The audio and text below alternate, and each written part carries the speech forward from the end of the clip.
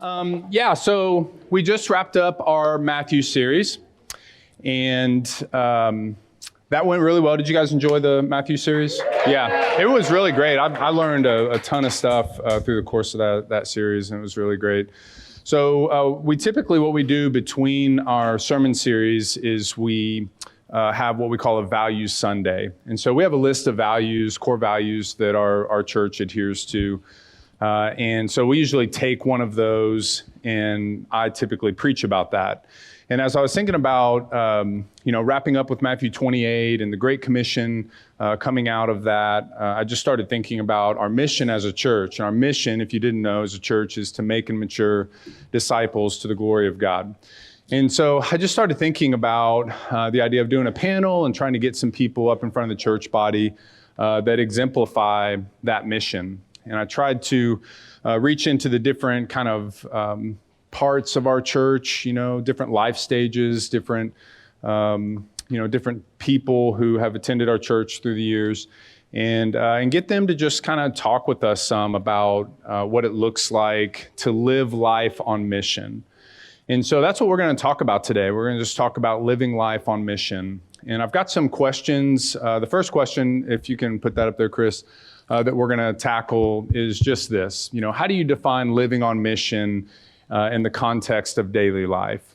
And I'm going to get each of them to answer this one. And then I've got some individual questions that I've asked specific ones to answer, but that everybody can chime in on, anybody from the panel can chime in on. So again, and I'll probably mention, a few thoughts kind of here and there.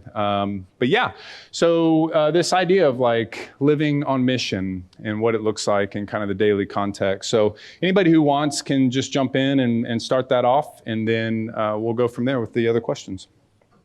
Do you want to hold this, Pam, or will you hold that?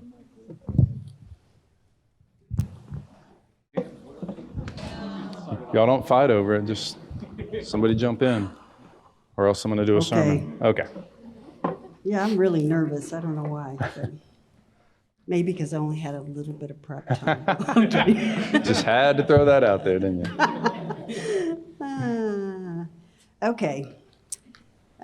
So everyday living on mission to make and mature disciples sounds difficult at first thought, but then the Spirit reminds me that the Lord does the heavy lifting. Remember the Great Commission in Matthew 28. Then Jesus came to them and said, "All authority in heaven and on earth has been given to me. Therefore, go and make disciples of all nations, baptizing them in the name of the Father, of the Son, and of the Holy Spirit, and teaching them to obey all that I have commanded you. And surely I will be with you always, even to the end of the age." I just have a few scriptures that I'm going to read because I think God does a better job of summing this up than I could. But in 2 Peter 1, His divine power has given us everything we need for a godly life through our knowledge of Him who calls us to His own glory and goodness.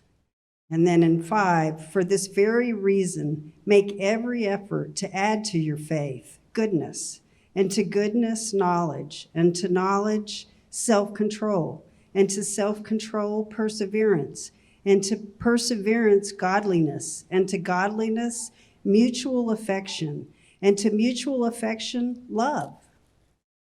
For if you possess these qualities in increasing measure, they will keep you from being ineffective and unproductive in your knowledge of the Lord Jesus Christ. And then in Galatians 5:22, the fruit of the Spirit is love, joy, peace, patience, kindness, goodness, faithfulness, gentleness, and self-control. Against such things there is no law. And then this one, James 1:2-6. Consider it pure joy, my brothers, when you encounter trials of many kinds, because you know that these testings of your faith develop perseverance.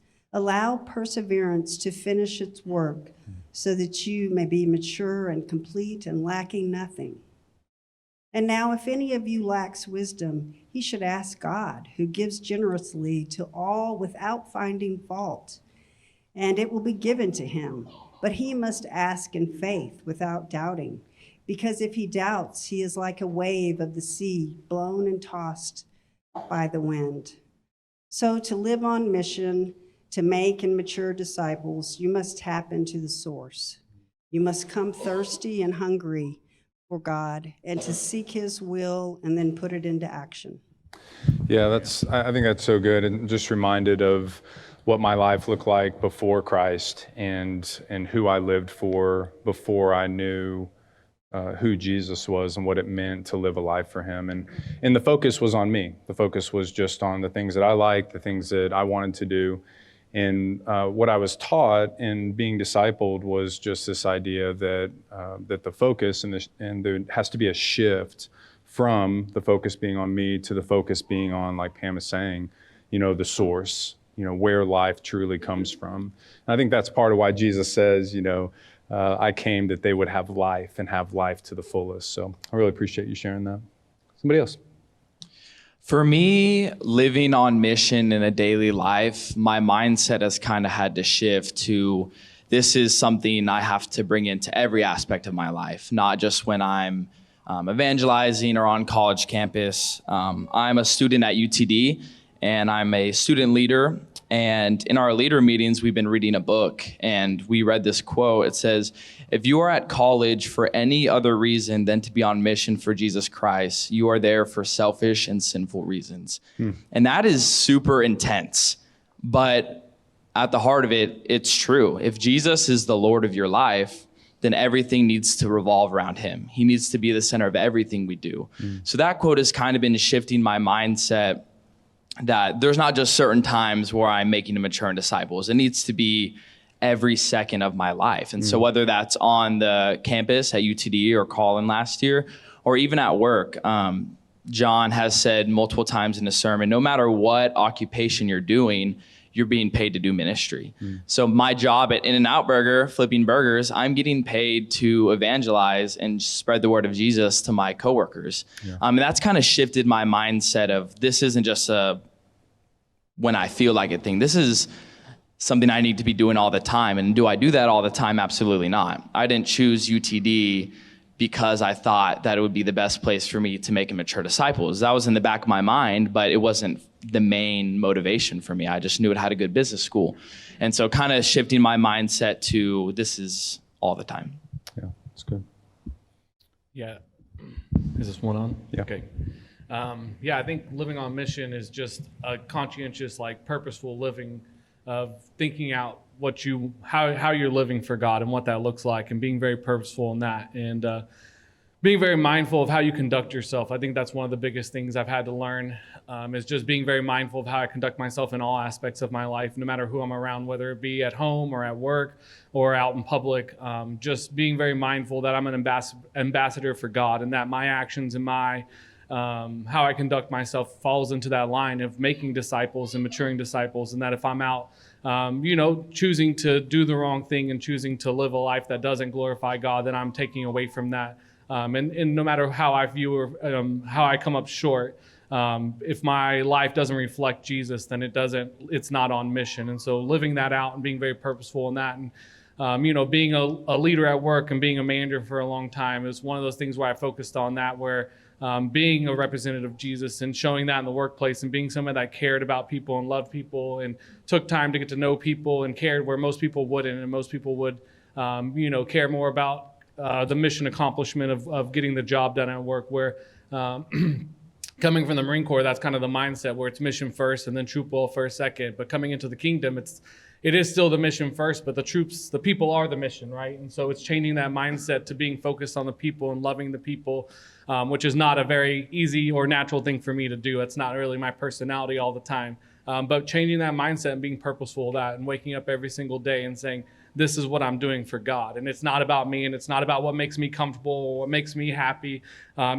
These two things make me happy, don't get me wrong, but they're not comfortable, and they can be difficult to go out of my way to evangelize and talk to people and to talk about Christ in the workplace and things like that. Those things aren't always the most comfortable things to do, but it's what I'm called to do, and it's what I'm supposed to be doing. And those things grow me and develop me and make me into a better disciple of Jesus. And so those are the things that in my life that I focus on to be on mission is making sure that every day as I wake up, I know that I'm not perfect and that it's not going to fall into place like I want it to every single day, but that's not the point. The point is to be on mission and to have that mindset to be looking for those things.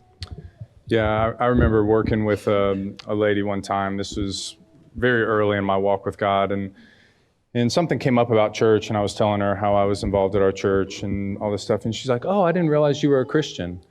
And it was just kind of this like gut punch for me to realize that what I was showing, to the people around me must not have been very Christ-like, for her to be surprised that I was a Christian. And that was just a defining moment for me to think. And I heard a sermon illustration one time about our lives either being a quilt or a tapestry, and quilts are made up of different pieces of fabric where you can see the seam very, very clearly. And there's a separation between the different parts of that blanket or that quilt. And a tapestry is just all one piece. It's woven together, and you can't see where one place starts and one finishes. It's all one continuous thread. And that was just a really powerful illustration to me, to think that, I'm called to the idea of Jesus being Lord of my life in every area of my life, not just on church on Sunday mornings. And so that's really powerful.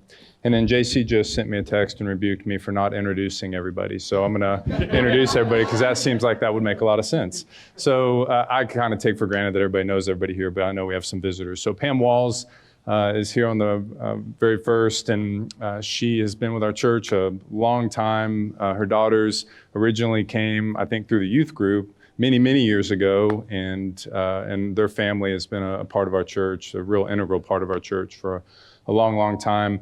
Brent Melson was in my youth group a long, long time ago. I've spent hundreds of hours with that guy, and so have a lot of other people in here, and I think he's going to speak to that here in a minute. But he's Scott and Karen's oldest son, and just a really good dude. He serves our church body well. Then Pedro is one of our campus pastors, and over at the Collin campus, and again has been a real powerful part of just our evangelism and reaching out and meeting people at the adult level. And so I definitely wanted him to be a part of this. Brianna Marble, I still have her as Brianna Worsham in my phone. Brianna Marble is married to Ty, and they are some of the pillars of our church body. Brianna, with William and Tessa and many other youth workers, lead our CTF ministry, and do an amazing job reaching out to the teens, not here just in this church, but across the city and in the cities kind of around us. And then Cole is, Cole's Cole. So I don't have enough time to tell you about Cole. No, Cole is my youngest child, and just moved out within the past few months, and has left us as empty nesters, which is kind of cool. I can tell you about that another time. But no, he was. We were talking yesterday. He was telling me about some exciting things going on in his ministry on campus. And as I was formulating the panel, I thought it'd be good to have the voice of a college disciple that could kind of speak to the specifics of what he's experiencing. So, is that good, JC? Are you satisfied? Oh, you never heard of some of them before. Okay, gotcha. Okay, who else wants to answer on that one? I think Bree and Pedro left. Yeah, I think some of this has been said already, but just being on mission is something that we all, if we follow Jesus, already are on. If we were born into new life in him, then that's just the life that we live. But, everywhere we go, there's an agenda that's being pushed somehow or some way. And sometimes we have our own agendas, but our goal is to be on God's agenda wherever we go. And I think that takes a lot of discernment and a lot of listening and a lot of being aware of what God's doing and what he wants for us in the places that we go. And so, wherever we end up being, whether that's a work setting or in class or, just hanging out with a friend, like God's doing something, and he has an agenda in those moments because he's active. And so it's up to us to be open to hearing him and to asking him, even just like, hey, God, what are you doing here? Yeah. And how can I be a part of that? And it doesn't take a whole lot from us besides just to be open to him, because whether we like it or not, he's doing things. And it's really neat when we actually partner with him to be a part of those. That's where like the stories that we hear and the encouragements that we receive and the I think the heart change happens for us is when we actually allow ourselves to be a part of what he's doing. But yeah, that was kind of all I'd say. Yeah, for that. that's good. Yeah, mine is similar to that. The word awareness just came to mind for me. Like, first, kind of what Pam and Pedro were talking about, just like an awareness of God and his presence here and what he's doing in and around us. And I think if you have that, like, you're going to be doing some mission-minded things. You're going to be living missionally. And then second, like an awareness of your life and what it's oriented around. Is it oriented around mission, or is it oriented around something else? And I don't mean like going to church 5 times a week or things like that. I really mean, like, is it oriented around people, or is it oriented around success, or oriented around recreation or money, or is it oriented around people? Because building your life that way allows you to live missionally. And then the last thing is just awareness of the people around you. So that's like the people that are closest to you that you live with. And if you're a parent, especially your kids. But then also an awareness of just people when you're out and about. Because, yeah, it's like last week we talked about how lonely people are, and people just don't know how to connect, and they want to connect. And I think that's ripe for mission work. But we have to live in an awareness of what all's going on around us, like Pedro was talking about. Yeah.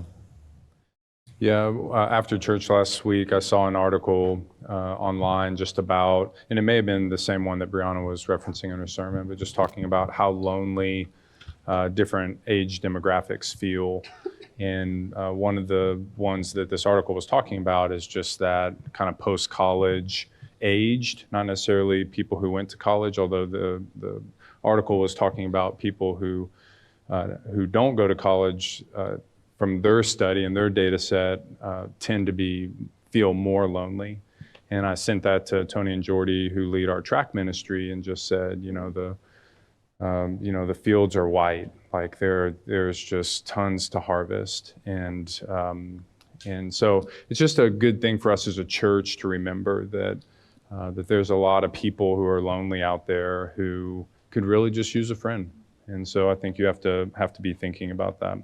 Okay, the next question I have is, how do you balance the call to make disciples with other life responsibilities without experiencing burnout? And I think I asked Pedro to speak to this one, and then anybody else who wants to speak to it as well. Yeah, I think the word burnout, I think we all know what that means. It's become pretty well used. And we almost, even in the church, I think, use it like it's biblical. Like it's something that we can really say, like, I'm just experiencing this very real thing. And I do think that obviously it's a thing that happens, but it's not biblical. And so I do think that the way that we talk about it should be different. It shouldn't just be so weighty in how we use it.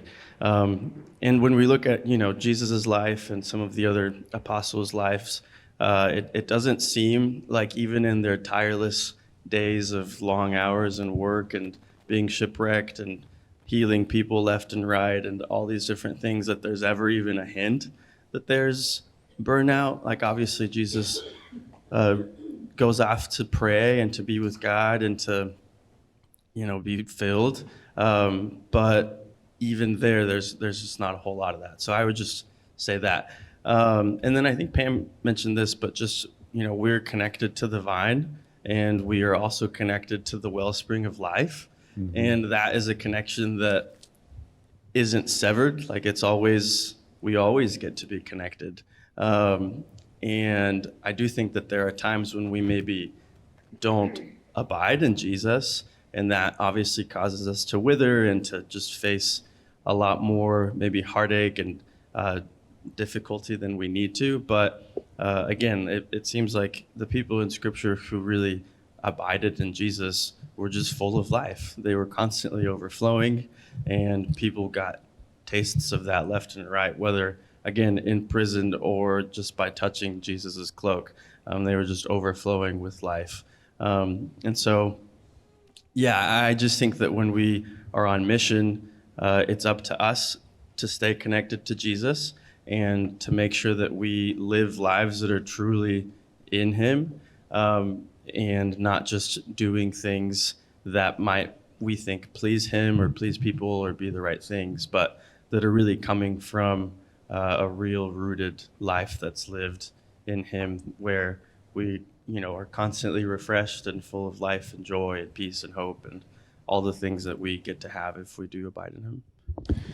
Yeah, just think of we can answer this question of how do we view our relationship with God and the lordship of Christ in our life. If we view it as a burden, then it's going to feel burdensome, and it's going to tire us and wear us out. If we view it as life itself, like Pam was, talking about very early on, of this idea of being plugged into life itself, that changes the gravity of what you're doing. It doesn't feel like a burden. It doesn't feel, it can be tiring. It can be, frustrating at times, and you can feel sadness in your walk for sure. But I think it goes back to, just how you view it. Yeah. Anybody else want to speak to that before we move on? Okay. Our next question is focused more at the college campus for Cole. What are some of the common challenges Christian college students face in living on mission daily, and how can they be overcome? Yeah, so at UTD, there is some pretty specific struggles we deal with. First off, UTD was voted like one of the top 5 most lonely and depressed campuses. And John was already talking about that. And especially after COVID, people are just antisocial. They don't want to come out of their dorms. They don't want to interact with people. And so that's something we really face. We're also, at UTD, it's a very smart and intellectual school. So just trying to fight that school is your life, and that it's okay to maybe get a B on your test or your homework, that it's not the end of the world, and trying to get people, yes, like we want you to study and to put your all into that, but we also want you to come to church things and to socialize. So that's been really difficult. I think that the stat is that like 75% of Christian kids leave the faith when they get to high school, or when they leave high school. And so, I mean, we're losing numbers like crazy out of high school. And so trying to fight that, trying to fight kind of this culture of college is just strictly based on me. I'm going to go party. I'm going to go do this. The other day, there was a Greek life meet and greet on campus, and the sororities and the fraternities were meeting in the center of campus and just like trying to recruit people. And there were so many people there. And me and a few guys from our ministry decided we were going to go and just talk to people there and maybe see if we could get them to come to our ministry. And one guy, like a week later, was like, I didn't talk to you guys, but I saw that you were from Focus, and I was there to join a frat, and I felt like Jesus was telling me that I need to join Focus. And now he's been plugged in, right? And so we were just able to offer him an alternative, route to everything going on. UTD has a lot of international students, which is great, but because of that, we get a lot of students from India and other places, and so we're dealing with a lot of different religions, Hinduism, Buddhism, and so just, it's kind of overwhelming sometimes because you're like trying to convert somebody to a different religion, but you don't want to be too pushy, so that's pretty difficult. Even within the Christian community at UTD, there's a lot of diversity. And because UTD is such a smart intellectual school, when you do find Christians, they're very opinionated and knowledgeable and usually looking to argue with you. In my Bible study this past week, we had a Catholic, we had Eastern Orthodox, we had a Church of Christ, non-denominational Baptist, In our ministry, there's Messianic Jews. In my Bible study, there's also atheists, right? And so just trying to deal with the diversity of different beliefs on campuses is very difficult. And so just trying to combat all of that, I'd say first off, how we deal with that is plugging into a college ministry like Focus. I have a ton of support. Focus at UTD with a very small population has gotten a bad rep because we're not a perfect ministry, and so sometimes people come across as too pushy, and people don't like that. And so the other day I was kind of reading a thread of what people were saying about our ministry, and it was really easy for me to get discouraged and kind of get afraid because I don't want to really step on anyone's toes like that and make anyone have a bad image of Jesus or our college ministry. And just to have the support and mentorship of people older and wiser than me to say, like, it's okay. Like, we're not going to do this perfect, but we're going to spread Jesus' name and bring people to him. UTD also has 30,000 students, and our student leader team and our pastor team is like 65 people. And so, like John was saying in Matthew 9, the harvest is plentiful, but the workers are few. We're just overwhelmed with how many people are on campus and how many people we can reach. And so even when we have a lot of people, we're not even really scratching the surface of how many people are part of the UTD campus. So we're just trying to offer people that there's a better life. At the fraternity meet and greet, a bunch of them came up to me and were trying to recruit me, and their whole thing is like, oh, this is true friendship. This is where I made friends. This is where I made connections. And I just like looked at them and I was like, I have everything I need. I have that in Focus. I have that in Christ. And just to show people that there's another way. In that same book I'm reading, it says the Webster definition of college is an independent institution of higher learning offering a course of general studies leading to a bachelor's degree. And in this book, his definition was college is a 4-year or more window in a person's life when God has maximum opportunity to build a foundation into a life lived for him. And a lot of people Christians, I've talked to people, view college as just like maybe a pause in their faith. They'll say, I'm going to have fun in college now, and then I'll get to Jesus later. And we're trying to get to people to see is like, no, this is like one of the most ripe opportunities in your life where you can pursue Jesus. And so to all the young people, I'd really encourage you to think and pray through, like, what does God want you to do with college? What is he calling you to do there? And maybe what do you need to sacrifice in order to do that for him? It might not be fun to go to Collin College for 2 years instead of one of the big universities, but maybe God can really move and work in those things. So I'll just be encouraging you young people to think about that.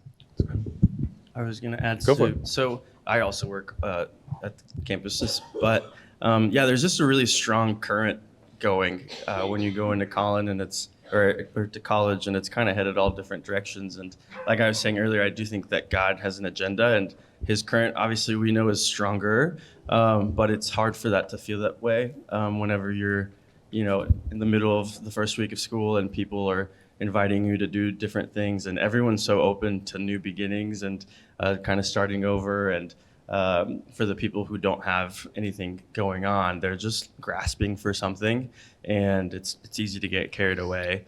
And so I think for especially the Christians on our campus, we end up having to encourage them to just like be a light to people, and to remember the power that is in just like inviting someone and just saying hello. I met a guy this week who he's 17. He graduated early from high school, and I told him that we were a campus ministry, and I asked him if he'd ever gone to church before. And he was like, well, no, I'm not opposed to church. I've just never had the opportunity because no one's ever invited me. And that was kind of surprising. He lives in Rockwall. But, I'm sure that there have been Christians around him at many points in his life. Mm-hmm. And just to think that none of them were willing to take the very small opportunity to say, hey, would you like to go to church? Mm-hmm. Is just really sad, but I'm sure is really common. And so, I think if we are objective, know that saying, would you like to go to church there's not much there. It's a pretty simple thing to say, but I think we underestimate the power there in just the little things. And so, yeah, that's something I would say. And then another thing is just not to discount people for what they look like. I feel like we talk about that all the time, but there's a guy who came around this week and he's wearing a really inappropriate shirt for Thursday evening, and it was surprising that he was there. And I honestly was just kind of like, well, I'm glad he's around. I hope someone talks to him. He just kind of seemed like a handful. And then on Friday, he came to our volleyball event, and I just got to talking to him a little bit. And he told me that he had been living on campus and then he moved away, and that back in May, his dad is Muslim and his mom is just kind of like undefined. But he was like, yeah, I've been Muslim for a long time because of my dad. But then in May, I kind of had a mental health crisis, and I was trying to figure out how to get through that. And so I was going to mosque and I was praying there, but I just never felt like I was being listened to. And so that was really discouraging. And then one of my friends who goes to Watermark Church invited me to go to church with him. So I went to church with him. And when I was there, I was praying, trying to figure out my mental health stuff. And I actually felt listened to. And so I've been going back ever since. And now he's, trying to check out some of our focus stuff. But that was one of those moments that I'm like, okay, at first glance, I just figured he was in the current of the world and strong in it. And then after actually talking to him, I realized oh, obviously God's at work. And so he's been plucking him out of that. And he has been using people, and he wants to continue to use people. Yeah. But it's just daunting sometimes when you see someone that you're like, I just assume there's a lot of work there to do. And I don't think that I'm the one that's equipped to do that, to not want to engage at all. But I was just reminded that God's the one doing all the heavy lifting, like Pam said. And sometimes we just get to be really small parts of it. Yeah.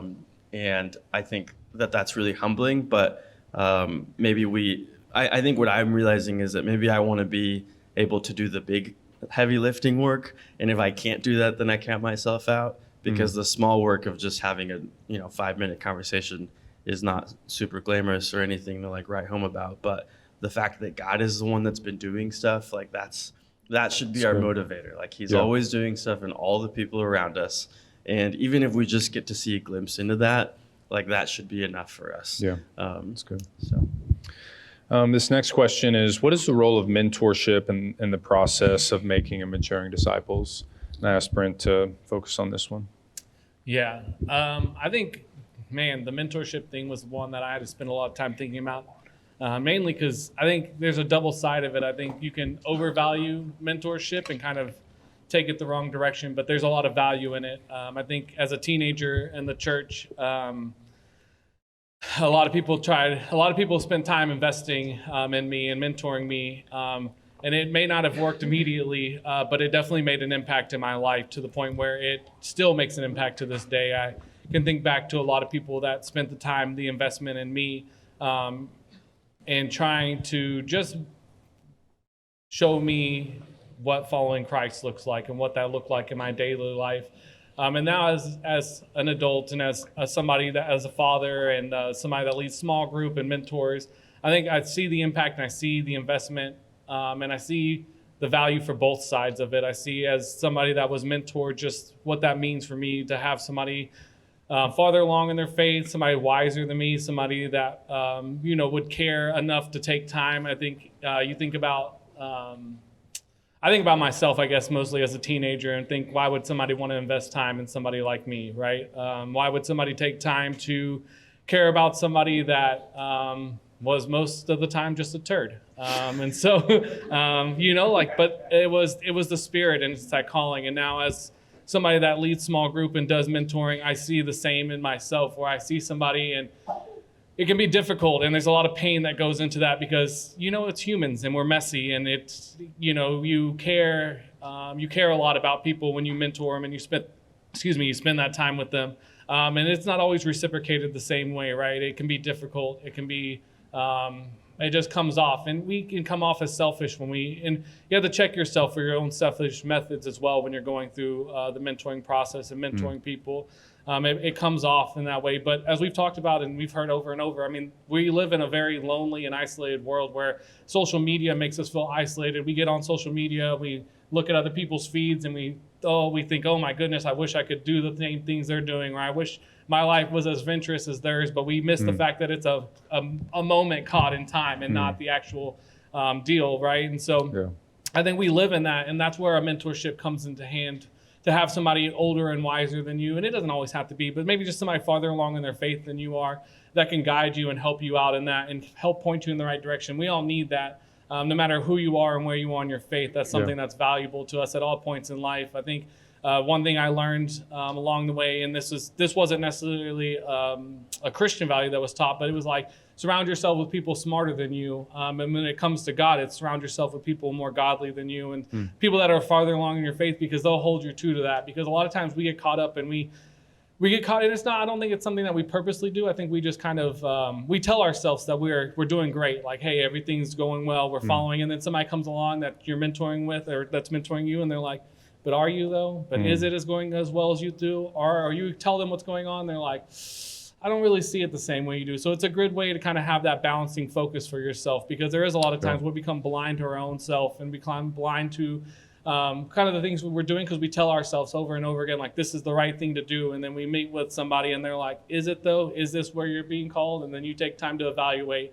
I think those things come into value, but as I said at the beginning, I think it's also important to not overvalue and not to allow that person to become your Jesus, because that can also be something that happens. You follow somebody and that person turns into your Jesus. Instead of Jesus being Jesus for you, it's that person in particular that becomes Jesus. And then you overvalue that and you put them on that pedestal that Jesus belongs on. And so it's also a warning to yourself, and also as a mentor, not to become that to somebody, and not to overvalue your own mentoring.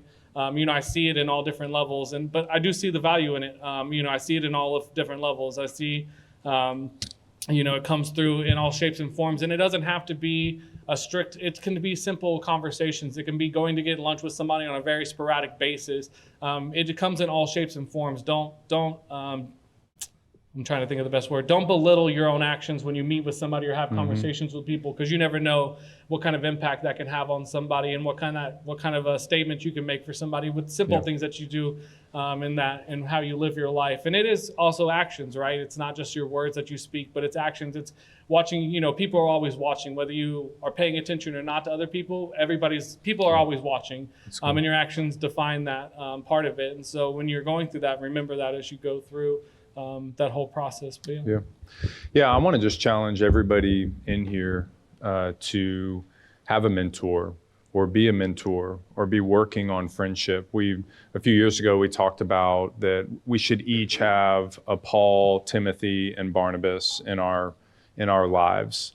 Somebody that we're mentoring, somebody that we're being mentored by, and somebody that's a peer and we can have on that friendship level. So if you're not engaging in that way within our church body, and you're a Christian and you consider yourself a member here, I want to really challenge you to do that, and ask you, because it's for the health of the body. It's for the health of the Christian community as a whole that you're doing that. So I really appreciate, especially what Brent said about not devaluing the potential for your impact.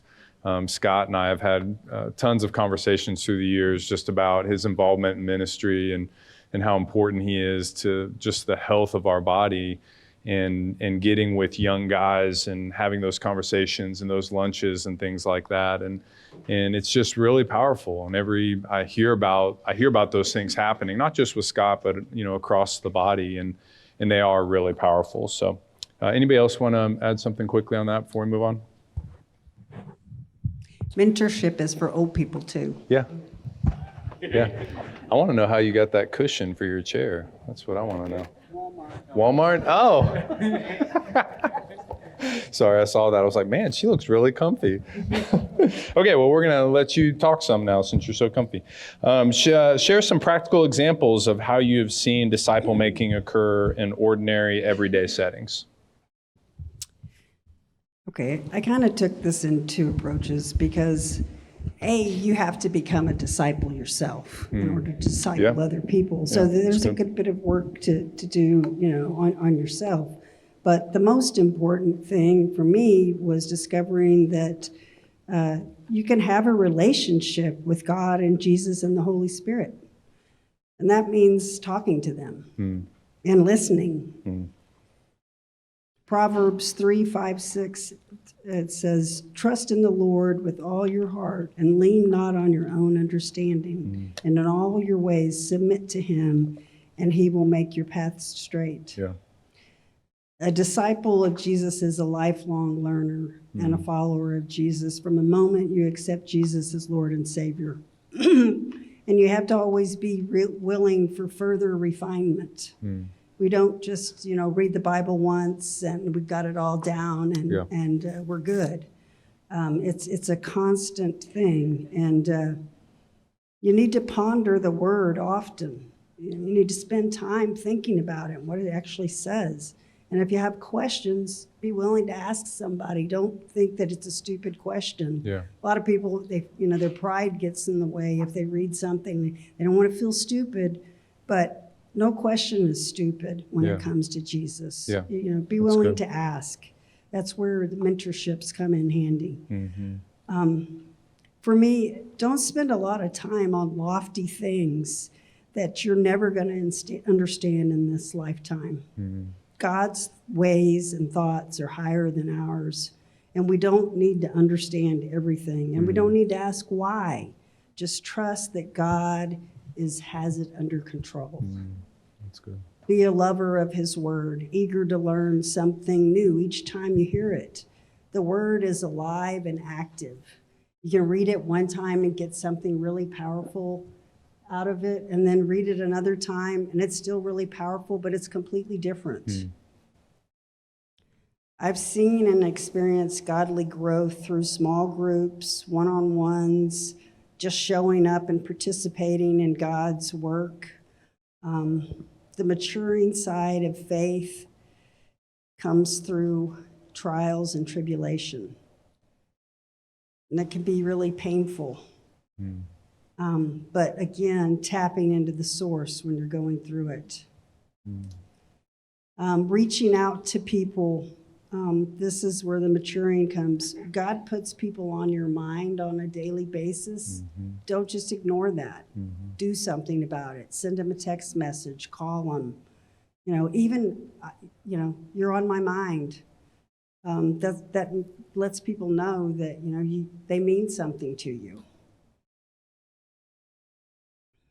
And you've got those people that you'll reach out to, and you'll reach out to, and you'll reach out to, and you may not ever hear anything from them, but God put them on your mind for some reason. Yeah. So go ahead and send another message. Yeah. Being willing to love people where they're at and share the good news. The good news is your testimony. What has God done for you? Yeah. How did Jesus change your life? When I was in my 30s, I went to a leadership development training. It cost thousands of dollars for my company to send me there, and took the personality tests, and it was very confusing because I had all the personality types. It's like, what do I do with that? One of the things that I scored 1 point over a man in a category. And this man was a prison warden of state prison in California. And it was on love. To be loved and to love. He scored 0, I scored 1.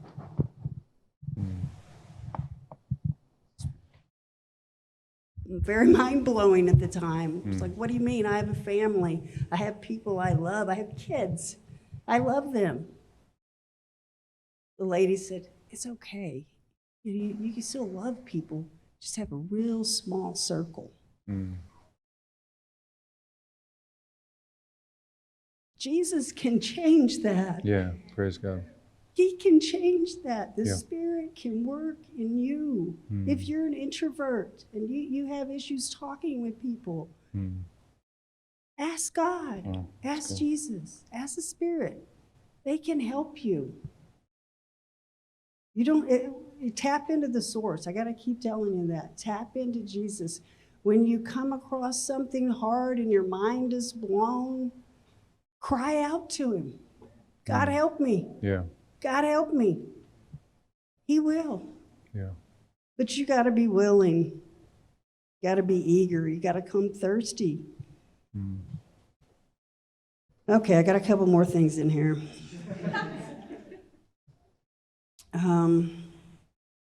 Being willing to do whatever God calls you to do, no matter how you feel about it. Some people are hard to love. Some people are very hard to do things for. But if you're called to do it, you do it. Yeah.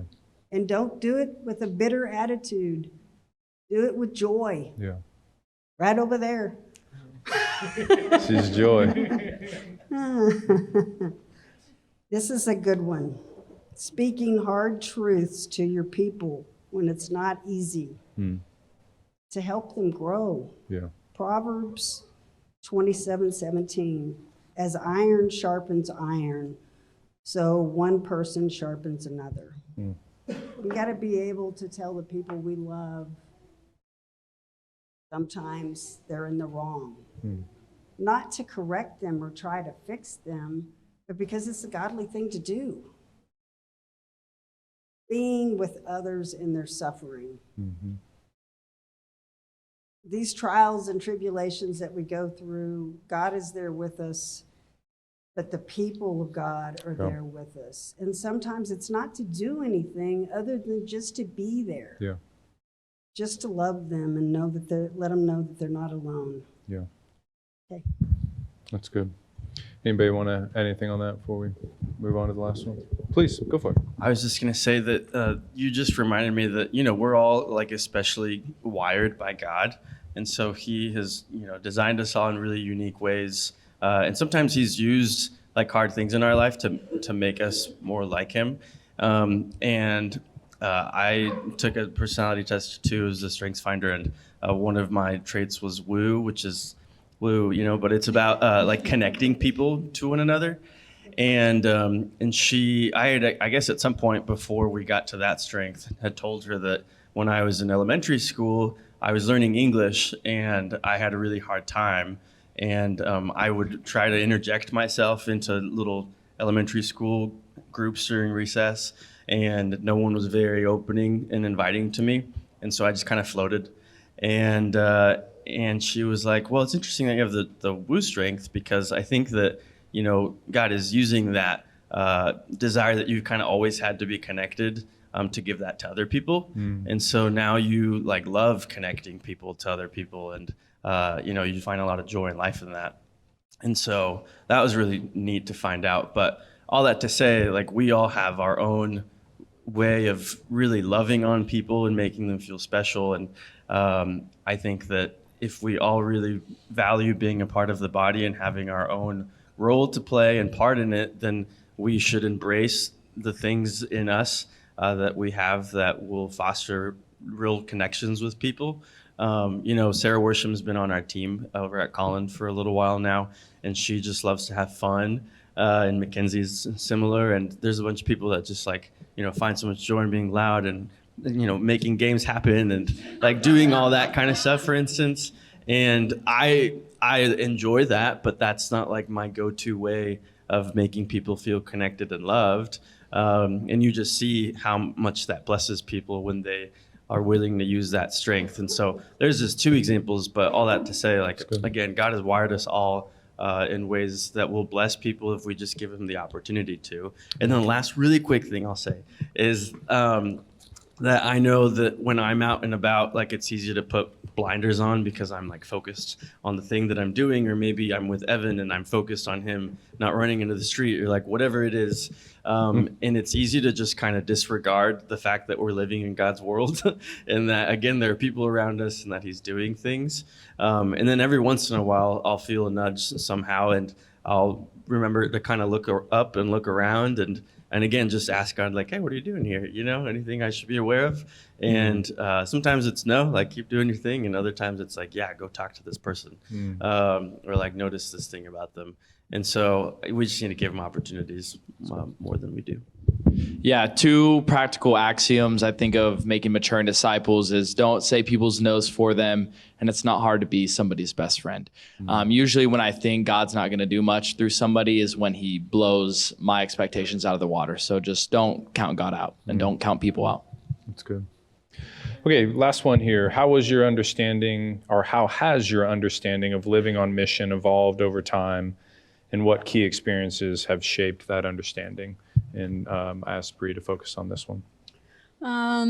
Yeah, I think when I was younger, being on mission to me sounded like, oh, I need to go and like tell somebody the gospel, or like, yeah, teach somebody about Jesus out and about.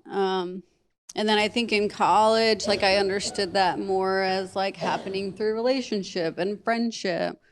And I think over the last like 10 or so years doing ministry here, like I just like very much see mission rooted in the church. And I think that we can kind of glorify like mission out there of like, oh yeah, I talked to this random person at the grocery store, or I like talk to my coworker at work, which is great. I'm not saying I'm against that, but I'm saying like I just see like it has to be centered in community. It doesn't have to. It can work, I guess, but the way that I've seen people really come to know God and give their life to God is through community. And so the church at large, with all of its failures, is still like the primary means that God is using to change the world. People have to have a community to come into to experience God. That's our primary way of experiencing God here, is through people. Of what is God like, to experience that kind of love and that kind of care. And so I just see like investing here is investing in the mission. And that can definitely become selfish, so don't hear me saying that, but yeah, like investing here in the community and being a part of the community is kind of the first step in investing in the mission, because then you have something to invite people into. Yeah. And essentially that's what mission out there, I think, should primarily look like. There are opportunities where you should share the gospel and you should share your testimony for sure, and invite them into community. Whether that's here or somewhere else, sometimes I've met people and I'm like, this really probably isn't the perfect place for them. And so I'll recommend somewhere else. And we have lots of churches in the Metroplex, so that is helpful, but sometimes that doesn't work either. But yeah, just don't lose sight of that. That community is a primary means. And that's why in CTF, it's like, yeah, we want them to have a spiritual experience when they come there. But that's not our primary goal, to have some emotional, spiritual experience every week. Like, we put a lot of effort and a lot of time into community. And that's why we start like 30 minutes late. People think that we're just late, but no, like we want time to talk to these kids. Like we want a kid to come in. We want them to feel seen and heard. We want to know their name and to talk to them about their life, because I think that's what Jesus is like. Like we want them to know that somebody cares and somebody's going to remember their name the next time that they come. And they're not just going to be somebody in the crowd, because they're not somebody in a crowd to Jesus. And people need to experience God in real life. So rooted in community. And then also just having my own kids has really like shifted my focus in that, like, that is my first mission field. Like, they have to be converted too. And so I'm not gonna miss that. Like, God forbid that I save the whole world and lose my kids. And so, and that's not just for the parents in here. I would say, like, yeah, my kids are our first ministry. Our kids are our first ministry. And they need to experience God when they're here. So make sure that you're talking to the kids and expressing who Jesus is to these kids. And for parents, it's not, I've been reflecting a lot more on like my own childhood and like watching the Von Runnens raise their kids, and like what are the key factors? And I think people always shift to like, oh, we need to have more Bible studies together. Oh, we should be like talking about scripture at the dinner table.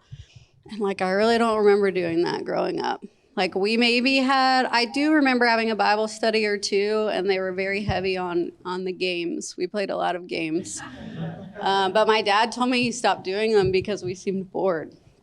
And so, yeah, it's just really not about that. It's about life. It's about your life and how you're living. And it's about a lot of love. And again, like just how you orient your life.